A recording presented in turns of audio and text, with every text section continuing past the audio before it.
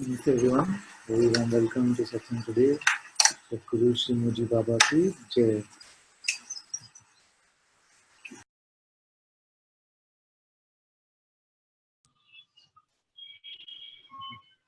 What do they say? Death and taxes wait for no one.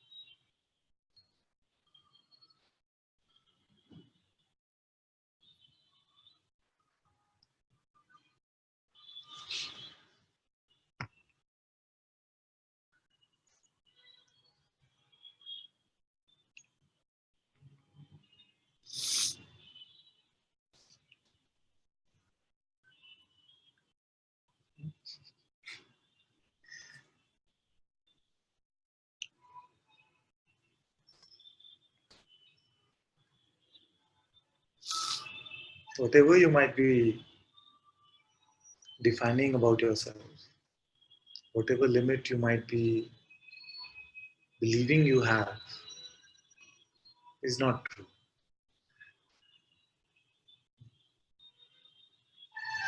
No matter how big you consider yourself to be, the truth is bigger than that.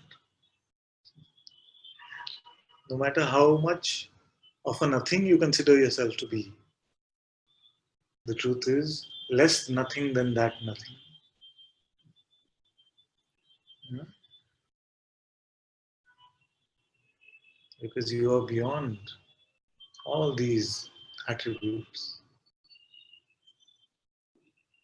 That which we have considered ourselves to be has been for us.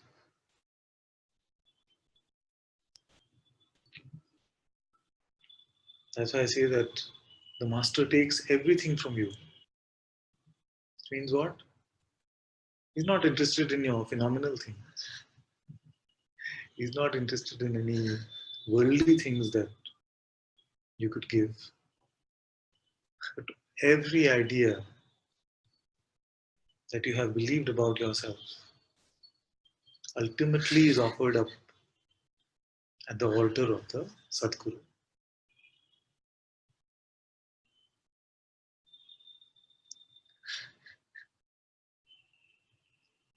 Even the offerer is offered up. On the weekend, I was chatting with someone, and my advice was that not to even make the openness into a position. Even that is not something that I am doing.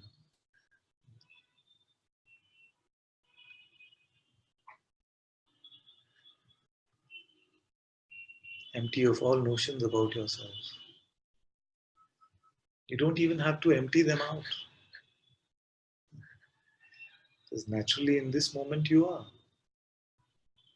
See, we've been doing this over and over again in the last week or so, where we saw that in this moment, what is here? What is here?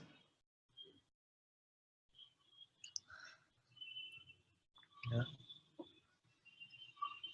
What is your fundamental recognition about what is here?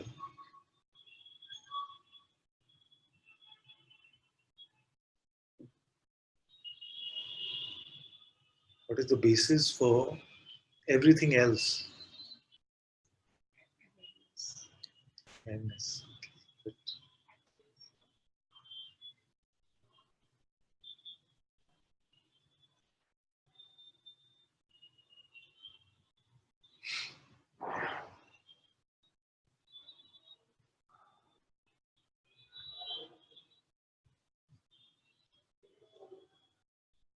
So you could say the self is here, or God is here, or Sadguru is here.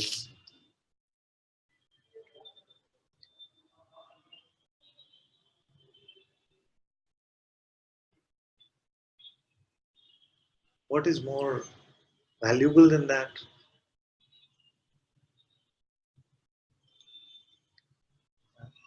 Nothing is more valuable than that. And yet, the power of our belief only operates in that way, that we leave the arms of the Sadguru and we feel like something is more important than that. Some limitation that you believe about yourself cannot be more important than your God presence.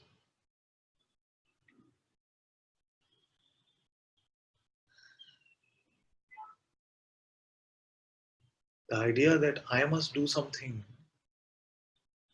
is the idea that God cannot do it. Or God does not know what God is doing. The idea that I must want it a certain way is the idea that God does not know what I need to experience. Because if I leave it to this higher force, which is running this world, then I don't know what I'm going to get. And that force might mess it up.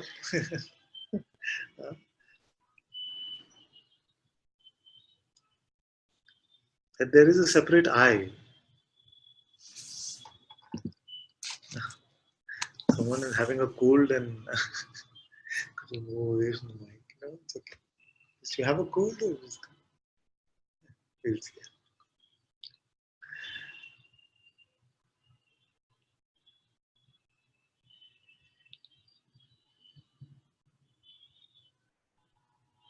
just silent here. It's okay, my dear.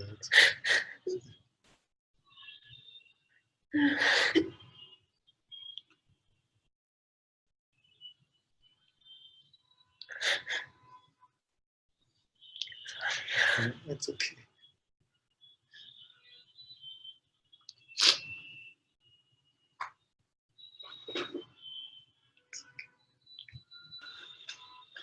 So, as I was saying,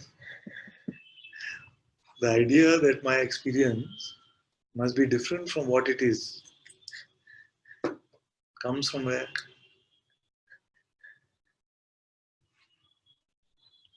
What is desire? Desire is this very same idea, isn't it? That the content of my present experience is not enough. It must include something else so that I get a feeling of being more complete, being more whatever, being more happy. And yet, when you really look in the effortlessness of the right now, are you happy or unhappy?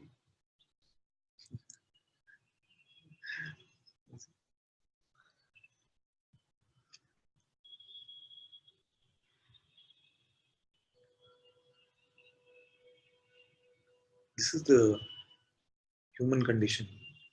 We have picked up conditions about our happiness and then realized that actually to be happy, I just need to drop these conditions.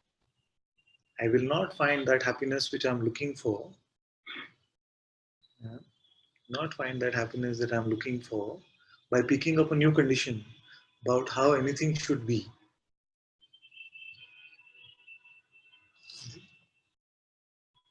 It's just a mind trick because what is here is beyond anything that you can imagine, and you are that.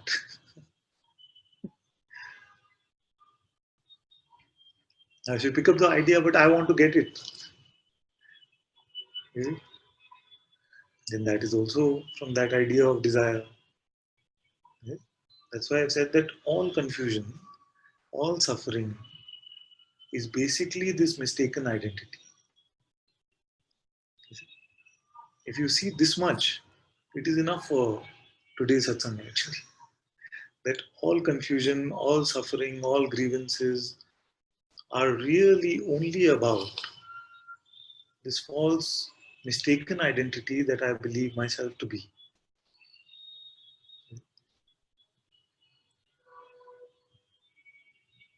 And that one is never here.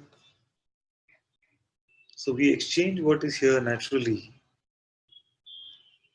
with an idea of who I am. So what should I do? What should I have? All can come from only a mistaken idea of who I am. Once you find clarity about this, where will you find it? You will not find it in the future, and you will not find it on the basis of any past experience. Where will you find yourself? Here and now. That here and now, which is not in time.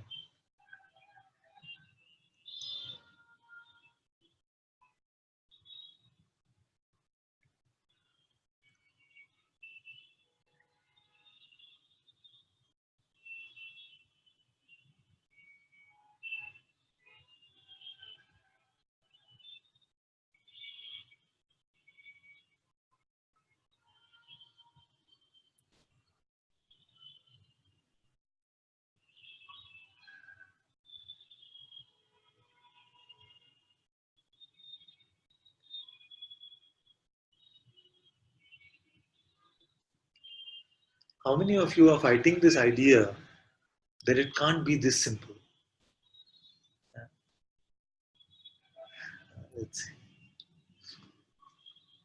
see. By believing the idea that it can't be this simple? Yes?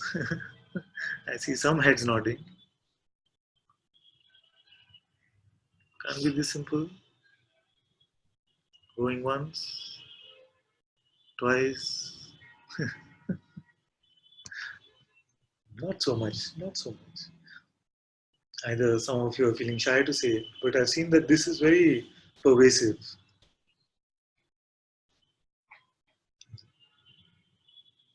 So let me rephrase the question again. The basic idea is that if you were to look now, you would see that your existence is beyond any limits. If you were to check without any preconceived notions or anything that you have learned or making any inferences about it right now, do you find any boundary to your existence? Any limit? Where is the body then?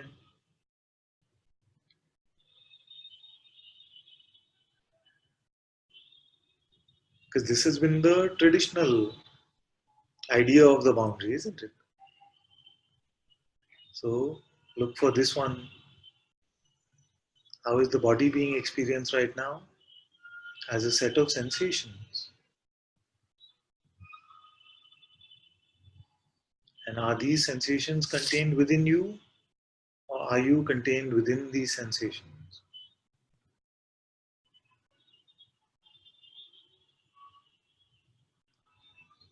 Look, look. Even if you think you know the right answer, this cannot hurt you.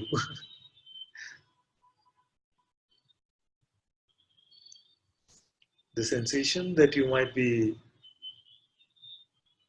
calling the body or my body, observe where it is experienced, in which space. It is experienced in the space of your existence, your being.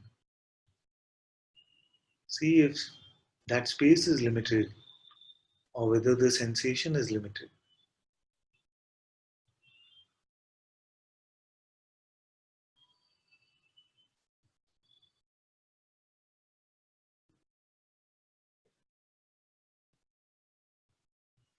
You will find that it is the sensation which is limited. Because in this space where this sensation is experienced, in this very same space, this voice that you're hearing is also experienced.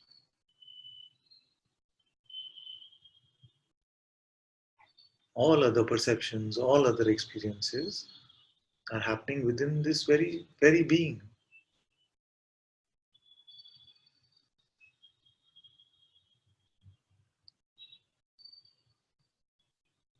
Now see if you can find the one who wants anything at all.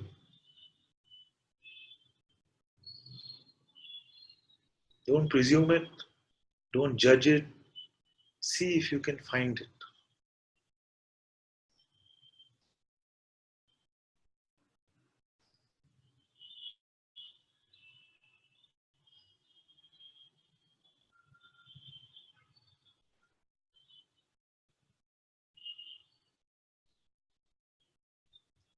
Find the one who has a single desire about anything at all.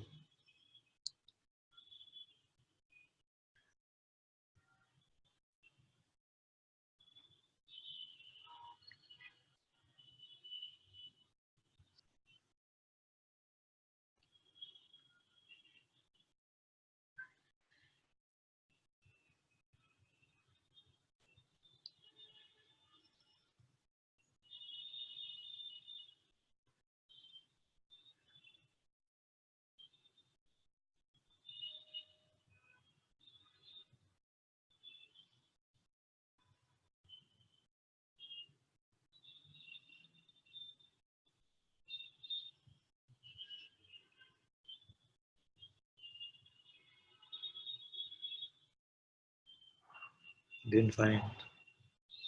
Didn't find because it doesn't exist.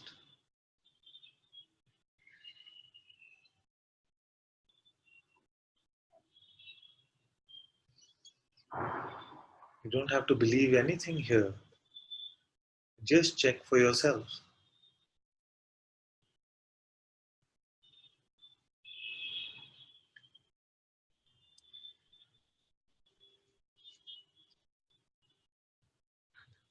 And it seems like the construct of the body and the collective thoughts, and that construct is the one that's having the desire for something. Yes, but it's a theoretical construct. So a theoretical construct cannot have a desire. See what I'm saying? Okay, let me explain. So she says that, but it seems like the construct of the body and the construct of these thoughts has a particular desire. And sometimes we use these words in satsang that the body mind is the one that desires it. But what is body mind? Body, set of sensations, and some visuals. Yes. Thoughts, also another set of sensations, energy constructs. But collectively, when it's in a phenomenon circumstance or something, it seems like. Now, if you did not have the notion that there is a collective,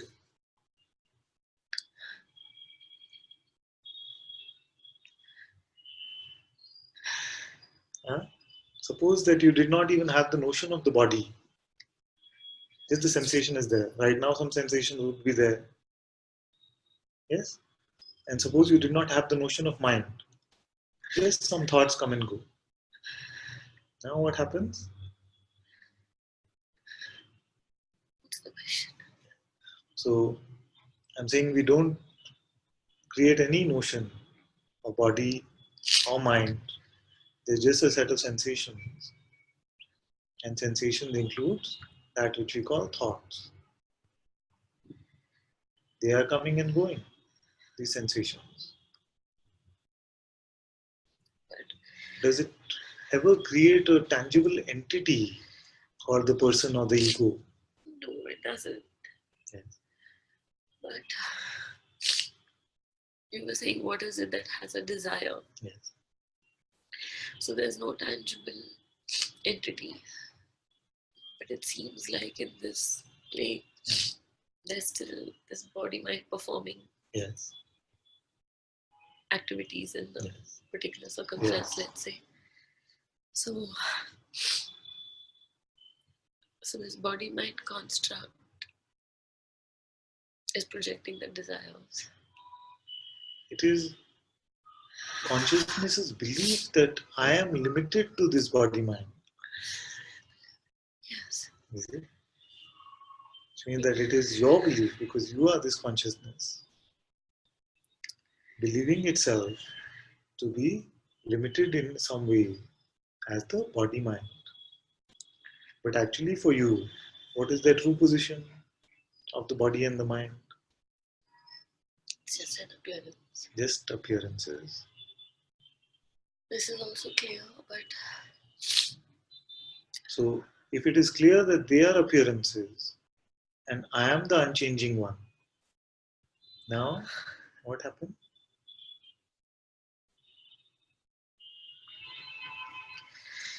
suffering comes when there's some resistance. Yes, but what does it mean by resistance? Desire to not have it in a particular. Yes. And can that desire seem valid from your true position?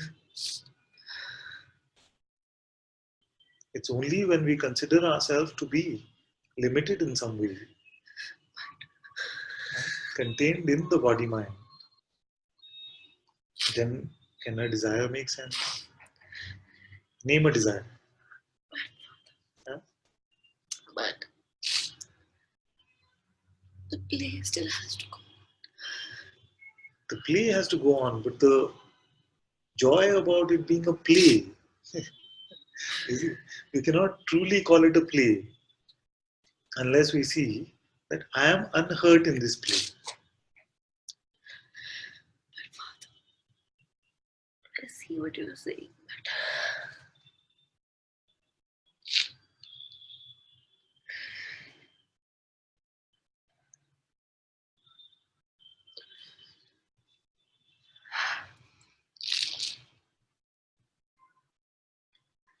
you're right. But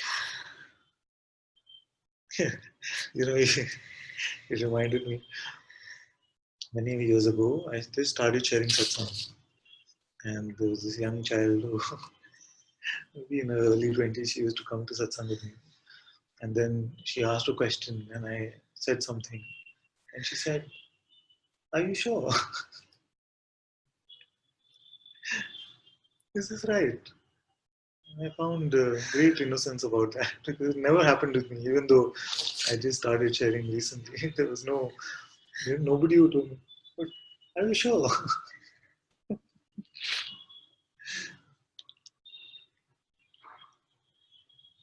you're right, Father. But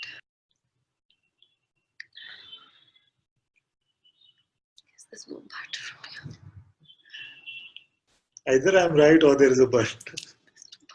But what is the but which still has power?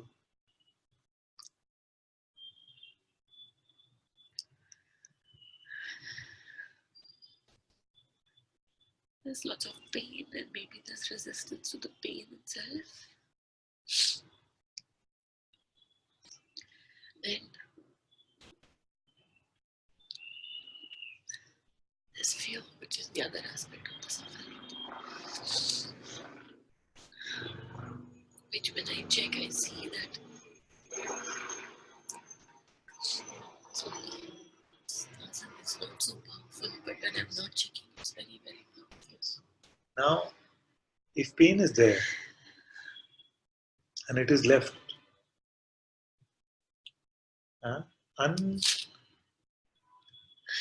unsupported by any interpretation or any resistance, like the idea that it should not be there, how much space within you it is taking?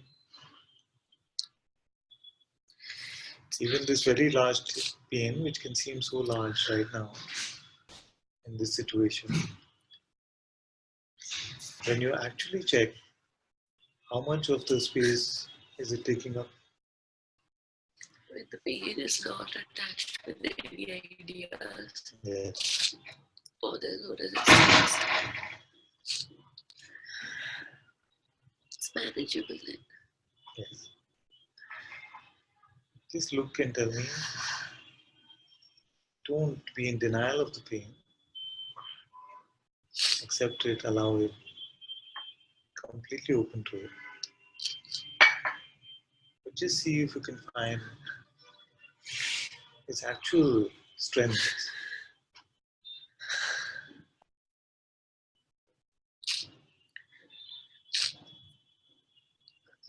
Just the pain by itself.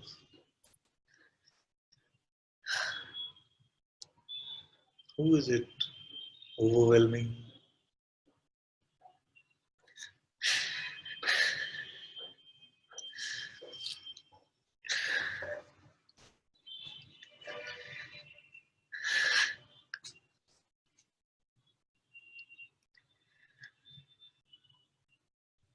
Where is the pain? Where's the pain? It's there, but it's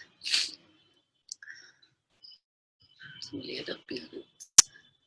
Only an appearance. And that where it is appearing, the screen of that appearance, how much bigger is it than the pain? What are the limits of that? So suppose pain is experienced. Suppose pain is experienced in the heart or something. It's not the physical heart. It's like the emotional heart. But either physical or emotional is contained within the same space of consciousness.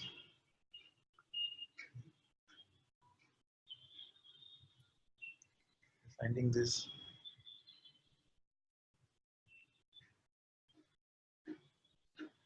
What are the limits of this space?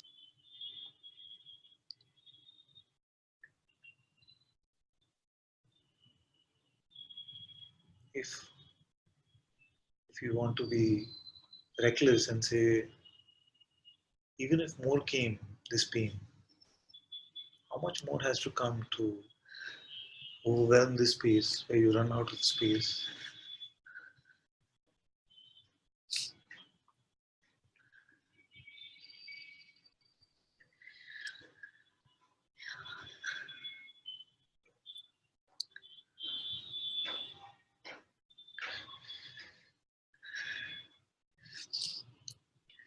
If twice of it was there, would it be too much?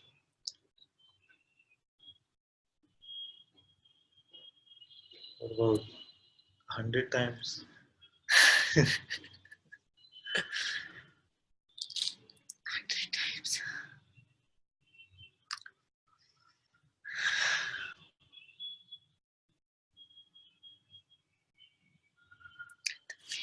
The fear is coming.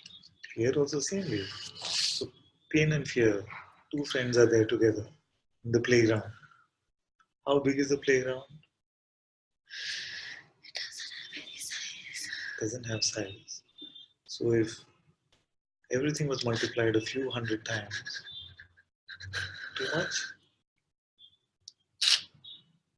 Or for you, would it still in reality continue to be just a speck? Can't see.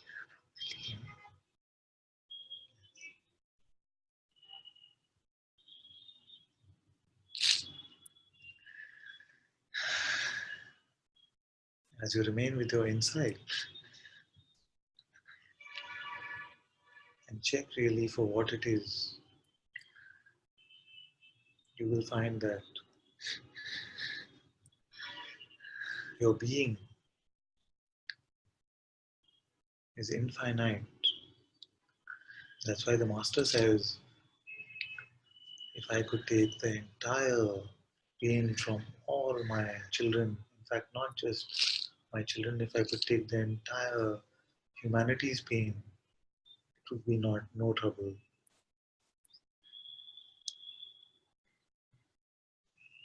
Because the recognition of this infinite being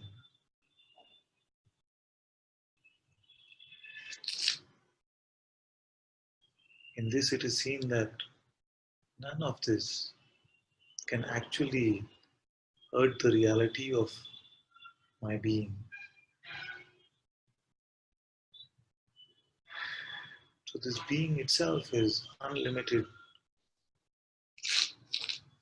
Once we lose the notion that it is contained within this body, you're starting to find your true being.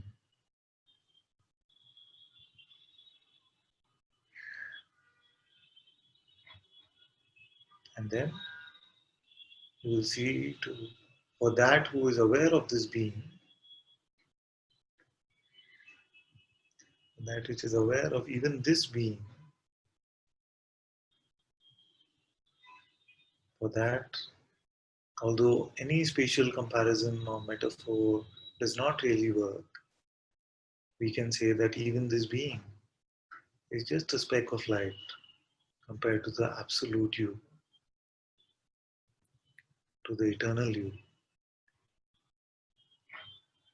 The dynamic aspect is just an aspect, and yet the dynamic aspect itself can contain the entire universe, does contain the entire universe. What must you be?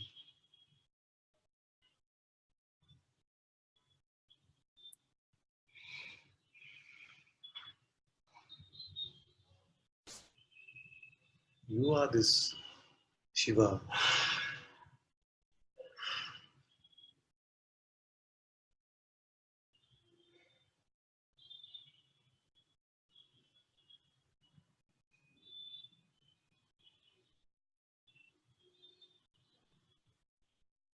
Now, this Shiva wanted to be entertained. I know some parts of the play can seem like they're not so entertaining. Shiva wanted to be entertained. Okay? See if you can recognize the story about yourself. It is not fiction, right? It is fiction to the extent that to Shiva, even we cannot use the term entertain, but that much leeway we will take. So, Shiva wanted to be entertained. Now, this Shiva is all there is, everything. And that all there is just an aspect of it. Now, Shiva said, I am all there is. Now, how to play, how to be entertained. If I continue to see that I am all there is, and actually in reality I am much beyond even that, then how can I bring some drama into my life? What would you have to do? First, you would have to believe that you are not the unlimited one.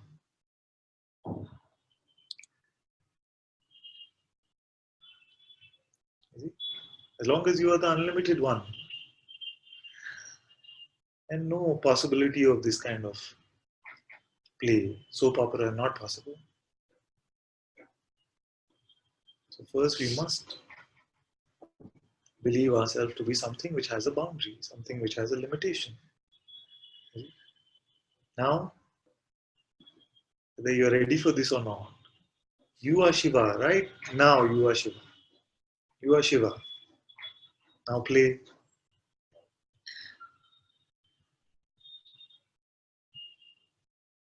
You cannot play without a notion about yourself.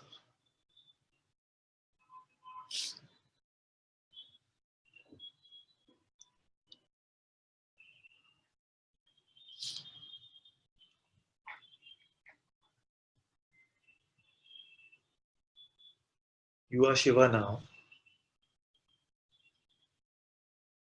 You cannot have a grievance, you cannot have a regret, you cannot have pride, you cannot have specialness, you cannot have remorse, you cannot have guilt, you cannot have anything that we describe as suffering unless you pick up a notion about yourself.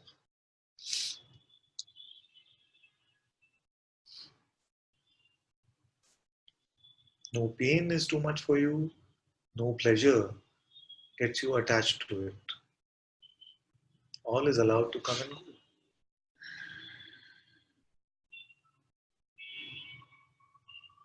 It is true. How can I say these things? Because I see this and we are one. Just playing as if we are separate.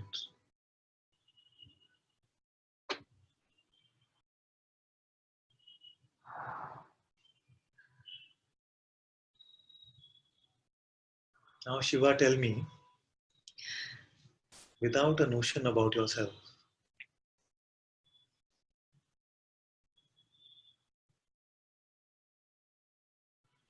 what troubles you?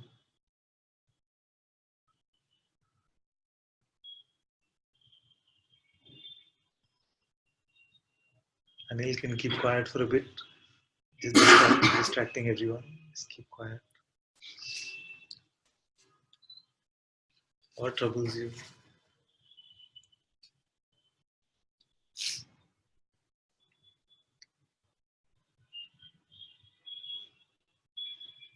Notionlessly, do you exist or not? Is your existence here or not?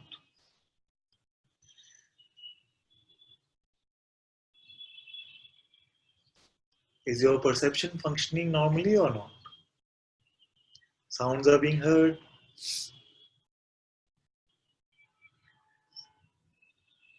visuals are being seen.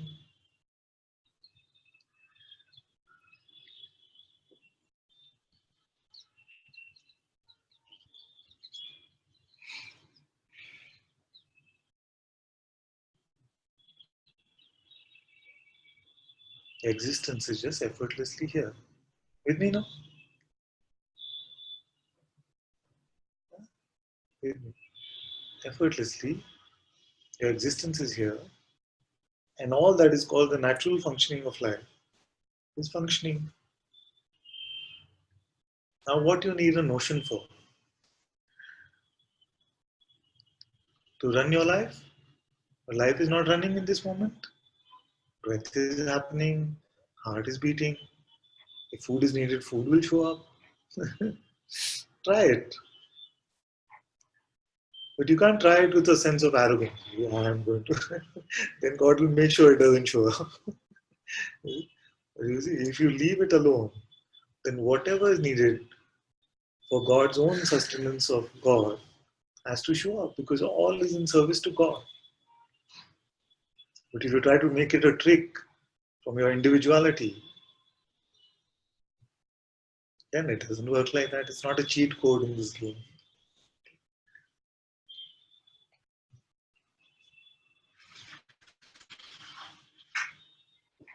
You are aware of your existence. This awareness is the absolute.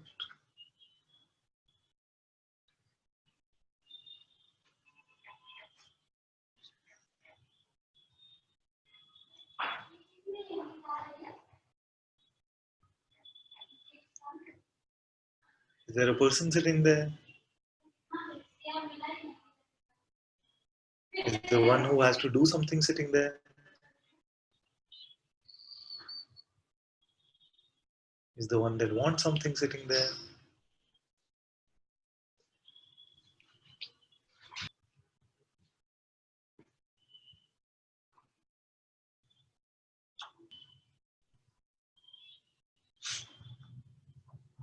Nothing is there except your very existence, which contains all things. A few moments of open checking will make this completely apparent to you.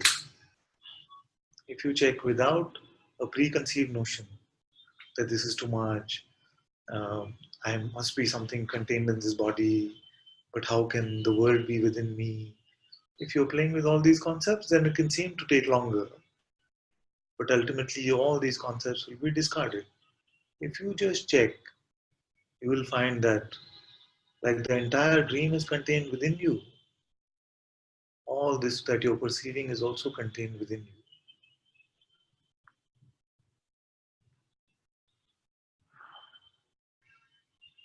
All that you used to define as your limit is now being seen as false.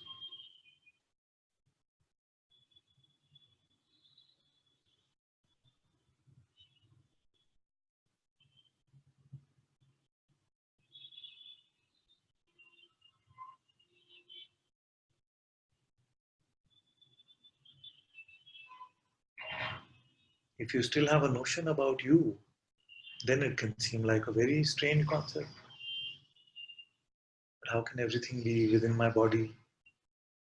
I'm not saying it is within your body. It is your body sensations which are also experienced within your being, within your existence.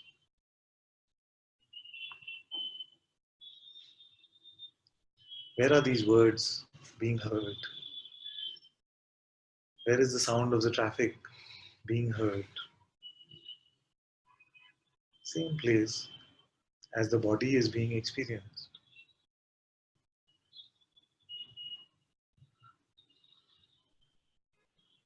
And you are aware of this. Can any content in this come and make a scratch on this awareness?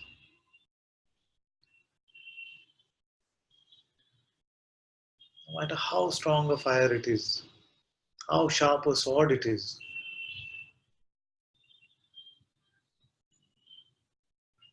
can it leave any residue on that which is aware of your existence?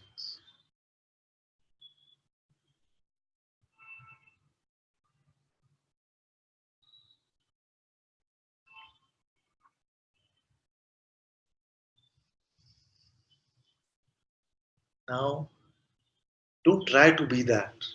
Because if you try to be that, you first invent something which is not that. If you want to try something, try to leave that. Don't be aware.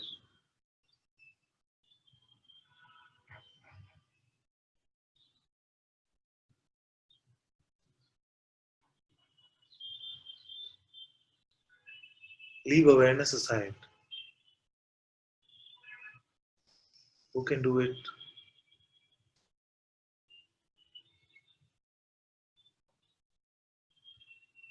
Only this you cannot leave.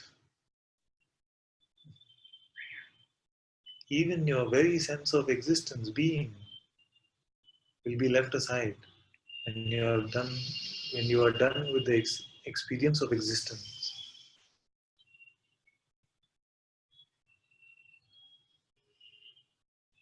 But that which witnesses, the primal witnessing,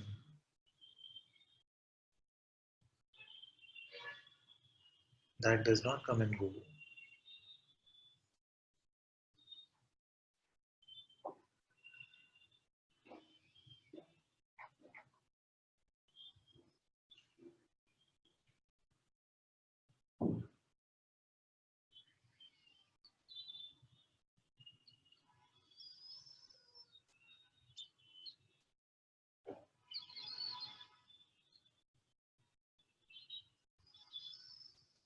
But what drama is here?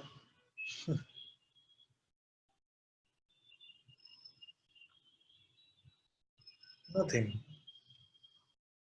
I cannot be hurt, I cannot be scratched, I cannot be dented, I cannot have any attribute about myself in reality. For any of this, first I must exist. So existence comes. I am. I playing as I am. And no trouble even now. If you had no ability to attach any attribute to yourself, I am something, if that was not a possibility, if you could not say I am the body, I am my name, I am anything,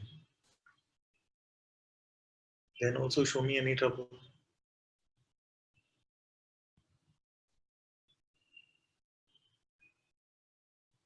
You could not attach I am something, you could not attach I am nothing also. Nothing you can attach.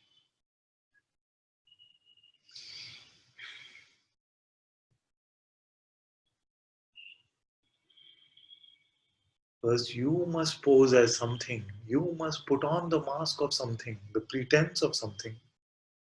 Only then a trouble can seem real. You see?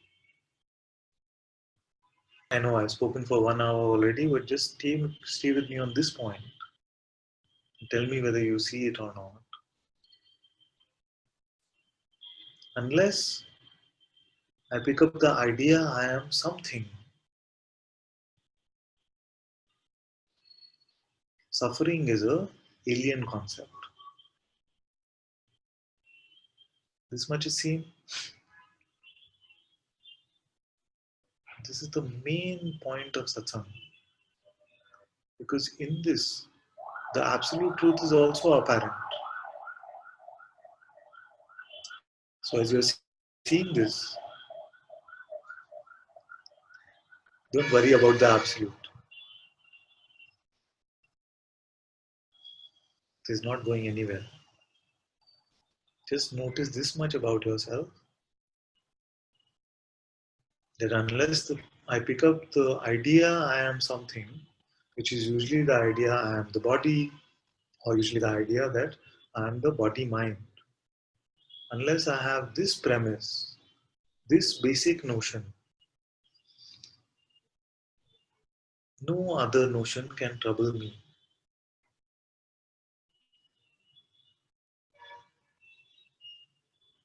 Huh? So, no money in the bank, no money in the bank. Unless you have a notion that you are this body mind, can it trouble you?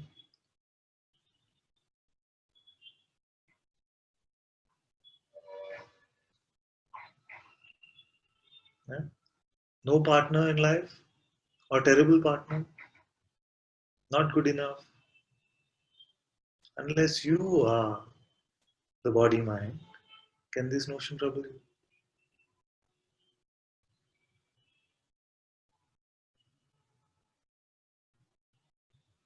Not finding freedom, not coming to freedom, not finding enlightenment, or even the favorite one, which is I see it but I can't stay in it. I have to stay in it. Not being able to do that, can it trouble you unless you have the notion that you are a body mind?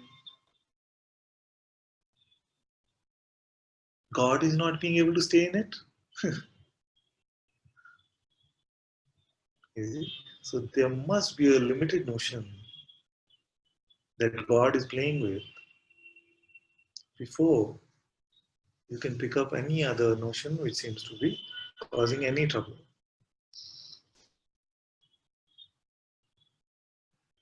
That is why this is direct satsang, where we attack this notion that you are something directly without getting into whatever the seeming trouble might be, because we know that actually the only trouble is this.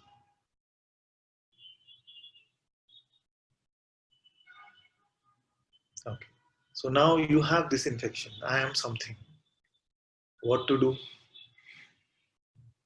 Suppose you have this infection that I am something. I am the body mind. What to do?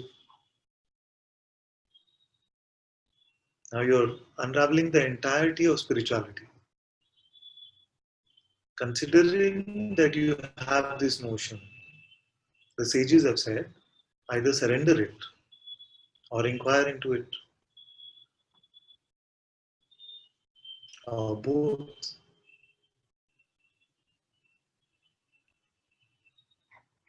Now, whatever you consider yourself to be, hand it over right now, this moment. Whatever that something might be, just leave it here. That is called surrender.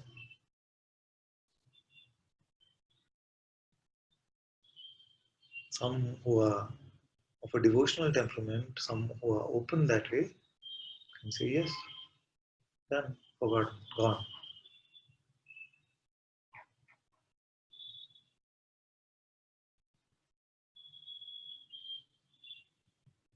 Some who are not of this temperament then can say, no, no, but it is too sticky. I end up believing it over and over. So those can do the inquiry. I am something. Who is the I that is something? I am not good enough for freedom. Who is the I which is not good enough for freedom? If you pop the grenade of this question in your being, and then you leave this question unmolested by your expectations, unmolested by what should happen, unmolested by are we there yet, you will find that it will clean up. This grenade will explode everything that you're holding on to.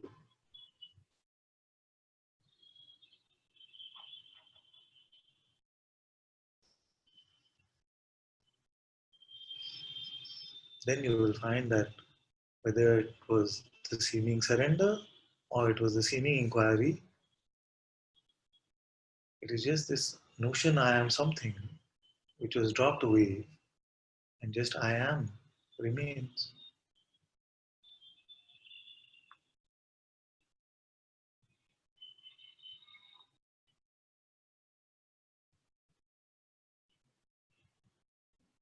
Now, if surrender or self inquiry don't seem to be, there's not much resonance happening with that, then some different methods can be prescribed, like mantra, like hatha yoga, kundalini, all these paths can be prescribed, but that's not usually what happens in our satsang. Here, the feeling is to more share about this. So, you find most of what is in satsang is surrender, and a lot of it is about inquiry. And a little bit can seem like it is about both.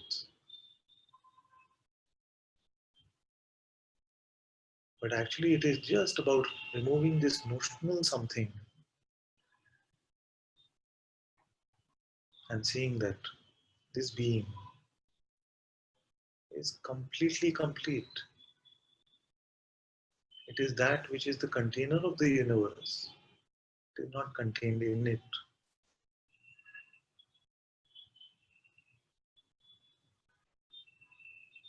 And ultimately, you will see that even this being is a coming and going. The reality of what I am is even before I am.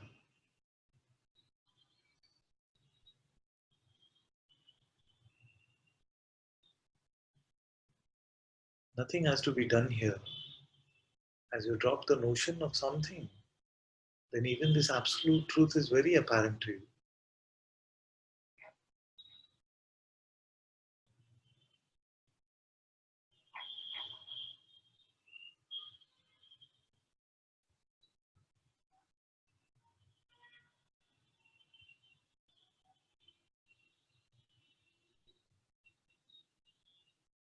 And the best news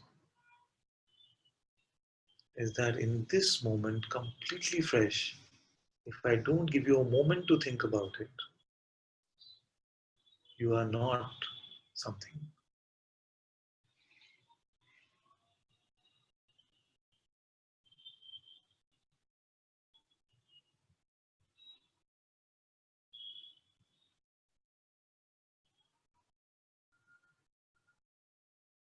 And when I do give you a moment to think about it, what is usually the mind saying? But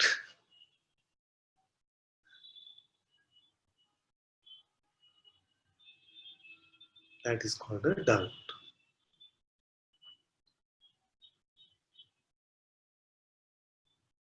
At some point, something moves away from these petty doubts of the mind, and you allow yourself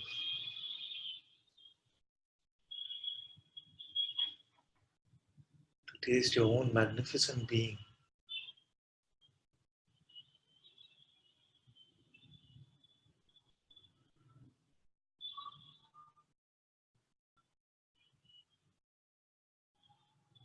That is why to you I say, don't exchange your magnificent being for any idea about yourself.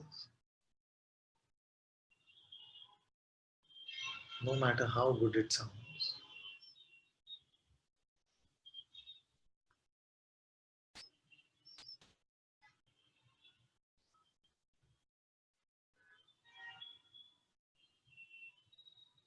That is it. That is spirituality. Now, whether to remove that something, you are just bringing all your attention to your breath all the time, that which the Buddhists might call mindfulness, or you're chanting a mantra, or you're doing some other practice. It's all about this. Because all the sages, no matter which path they have been, have found that the only way for suffering to come is to first pick up the notion that I am something.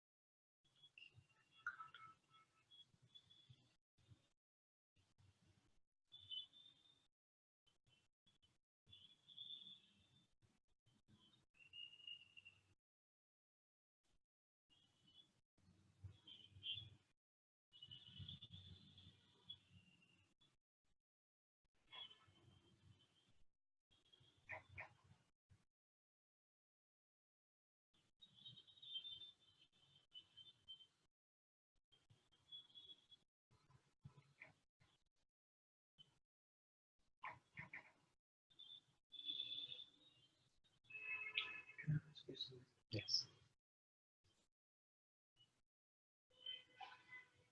It's quite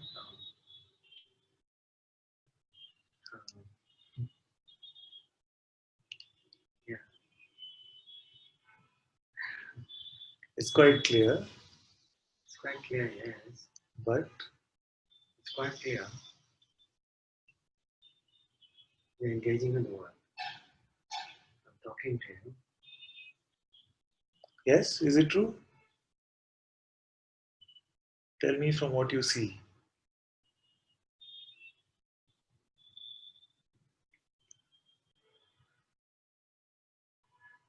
Who is talking?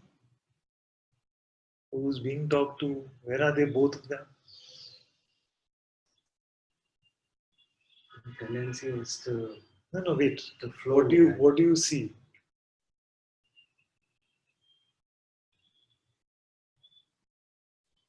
There's a certain set of sensations, which I'm calling me, and there's another set of sensations or perceptions, which we are calling you. And if you would not make that distinction, what is here? If there wasn't me, there's no problem. No problem at all. Yes. So there isn't. There isn't. You said if there wasn't me, there's no problem. So I'm telling you that there isn't. There isn't. Now what is the problem? There isn't. At this moment, there isn't. But again, we know. You made it very clear. These sensations and these things that come and go. It's An appearance. it's just That which comes and goes is an appearance. What is the unchanging? It's not happening to anything. It's There's not no happening. me. Yes. But why? When did that me come? Why did it come? Shiva wanted to play. Only when you said me, did a problem arise? Yes. If you didn't say me, Yes. the problem is not there. It's set of sensations. Now Shiva wanted to experience all that this play has to offer in a personal seeming way. It wants to play all the plays, Much Ado About Nothing, Romeo and Juliet, all these plays it wanted to play. How can it play like that without picking up the idea of a me? So the game has ended when there is no me, right? Game is over. Game is over. As long as all the buts have no meaning. There's no meaning. Uh, but also, the other day, it's like uh, wanting a particular thing to happen. I experienced when you said you're not an object. Yes. And then I looked, I wasn't an object. Object. And I was absolute. This is a very important point. I said that you are not an object, and you looked and you found that you are not an object. It is as simple as that. Yeah. This is what I mean by openness. You see? Because this openness you will not find regularly. I mean, I can't walk on the streets and say, you are not an object. Somebody will say, take this man to the police station. And at that point, So you are open now to check and you see that you are not an object. Then what happened? then there was no difference between you and me. No difference between There you is no Satguru, there is no God, no nothing. no nothing. Yes. But you exist. At that point, surrender has no meaning. Surrender has no meaning. But when you hang on to this me, and when the me kicks in, then you have this suffering, and then you Yes. have to But surrender and say, take me agreed. and Agreed. finish me off and Agreed. replace me. All Agreed. these things you need to do, Agreed. and it's happening. Agreed.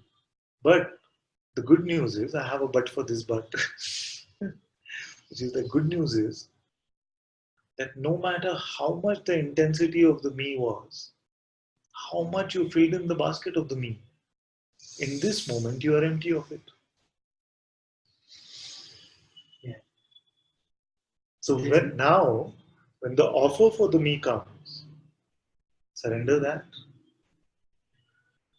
or inquire into it. That's all. If it has some power, If it does. if you feel like it has some power, say it is my father's problem,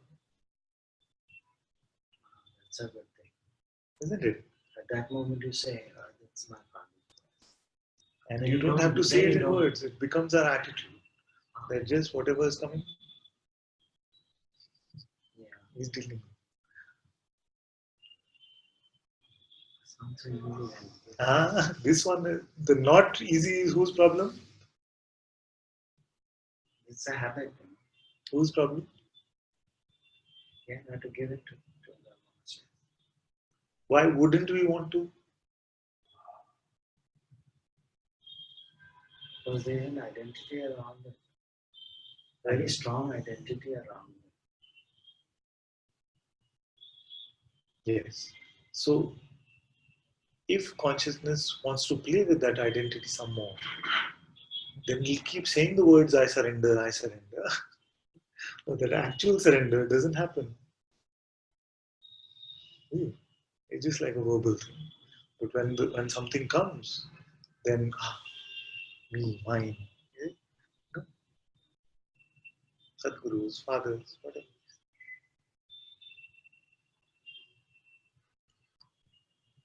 Guruji's problem. Sensations as well. Sensation. Sensations as well. And some sensations are compulsive. Yes. And it trouble you. A sensation comes.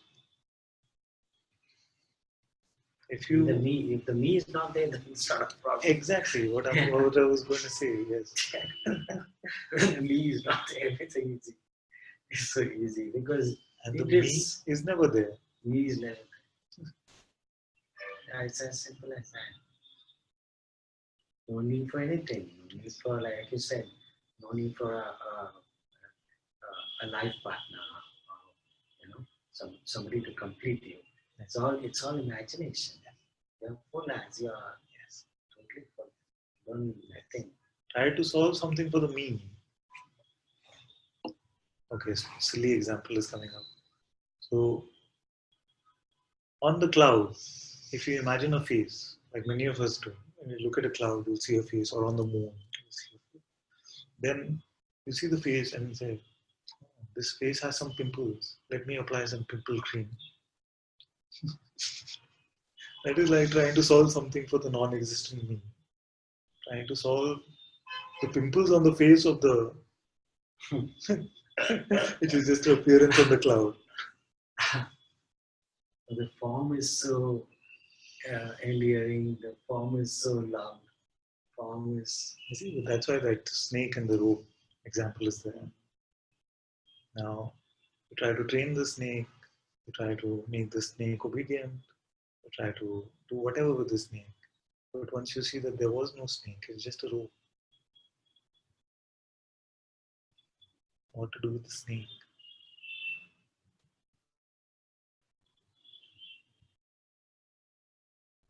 What to do with the me that is never there? Yes. And you look, it is gone. Like in the Yoga Vashisht. The seventh son of the woman who had no children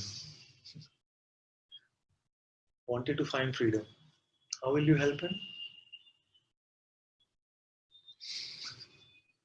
The seventh son of the woman who had no children wanted to find freedom, and you have to be compassionate. So, how will you help him? The enemy is not there. Not there. The me is not there.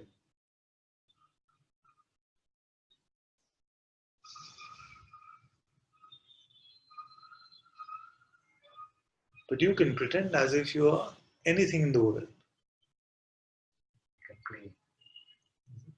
Consciousness You is can unlimited play. power. You can play, and the play is all right. If you don't, it's thinking. If the pretense is there, then suffering will be there. If the pretense is there, which means that I'm picking up the belief in the me, the pretense of the me, then suffering will come. That is the design of this play. But if it is not, then the play can still go on. In the life of this body, some things is already scripted out. This it has to till it goes to the grave or the fire. Certain things happen. You can say like that. It's okay as a concept. Because actually, for consciousness, you cannot make a rule. There is no, nothing stops it. It carries on. No? Yeah, it can or not. That's what I'm saying. That once you see that you are this consciousness, then you will find that consciousness does not operate, it does not have to conform to any law or rule or principle that you might think of.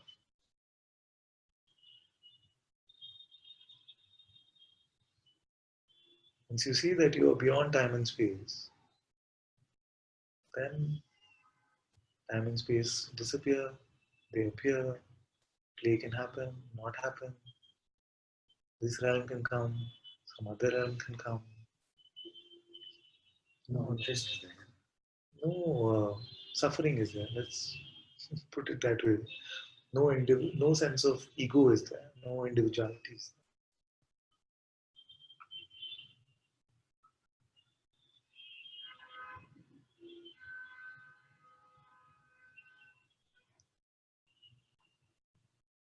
You see, that is why it's important to see that it is not this body which is finding freedom. It is not a Gopala which is finding freedom.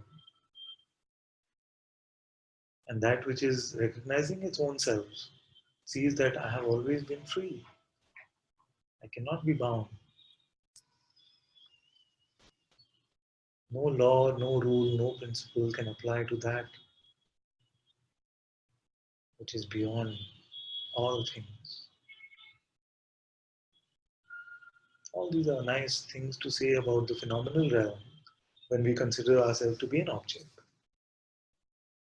Still, we like to have a chocolate cake or an ice cream. That's okay. That's what I mean by the play will continue. You see? But you cannot really say it continues because of this or because of that, or this is the way it has to be. Consciousness can play anyway. It can decide in one moment that from now on, no chocolate cake. Or you can say lots of chocolate cake.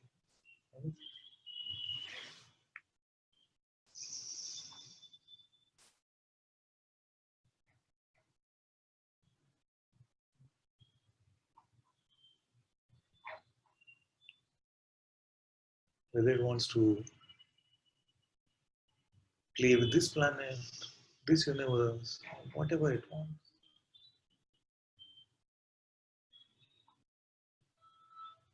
As long as you still feel like there is something true about my self as an object, then all these things can sound very funny. But once you see what you really are, then you will find that this world, this that you call the waking state now, will be the dream for another one who calls that the waking state. There's nothing at all. Am I going too far? Maybe I can roll back a bit.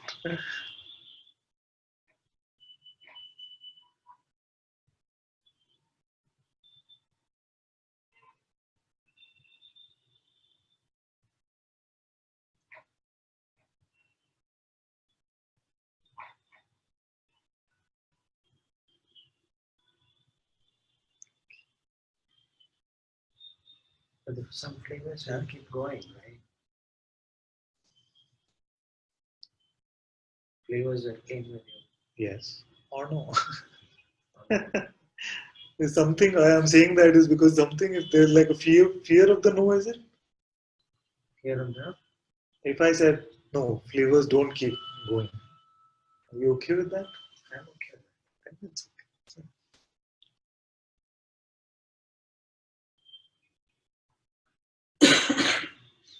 You're seeing that you're beyond time and space, beyond life and death, beyond dream and waking. It's just coming and going. The reality of what you are. Who is there to be concerned about any of this? Just only the remnants of our conditioning still can have some fear about how the experience is going to be. How is my life going to be? Yeah, the future. The future always perpetuates this element of fear. We don't. This fear will become wonder. Like, when you start to see, you don't know what will be the content of the next scene of this movie. This,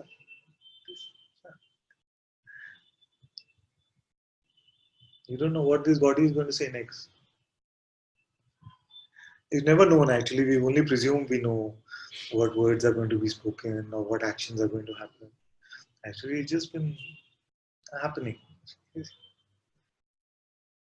Then, same way that something is hearing the words coming from there, something is also hearing the words coming from here. What made these mine and those yours? Nothing like that. Just sensations, just appearances in consciousness. Just that the intimacy of these sensations, the intimacy of this voice, the intimacy of all of this has made it seem like it is me. Is it? Because it's been mixed with thought to convince consciousness, oh, this is me and that is another. So consciousness is perceiving this, Ananta speaking these words, and is, or she is perceiving this, Gopala listening to them.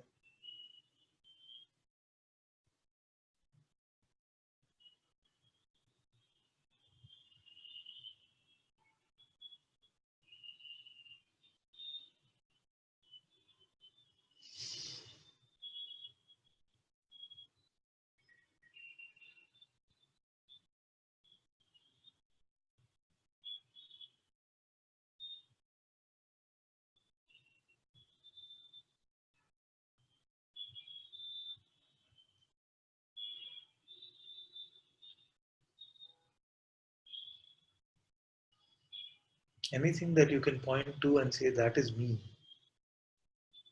is not true.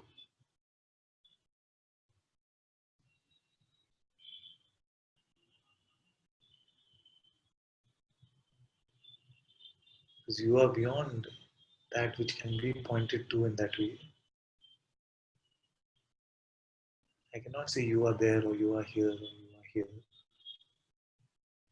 Direction has no meaning for that.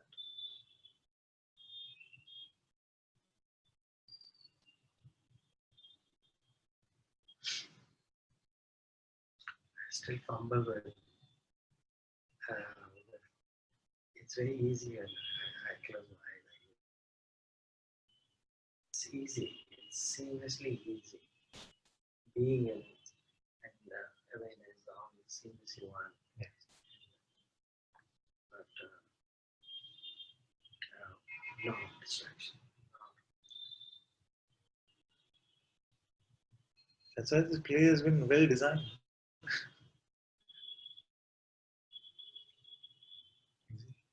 If consciousness wants to play, it will not do a half-hearted design of the play.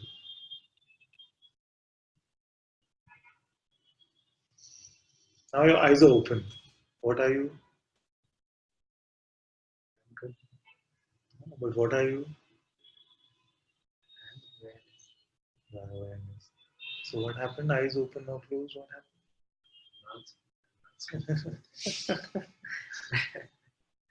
Very clear. But I know what you mean also, because this visual perception, the visual stimuli in this play is a large percentage of our stimulus. That's a topic for another day. We'll take it.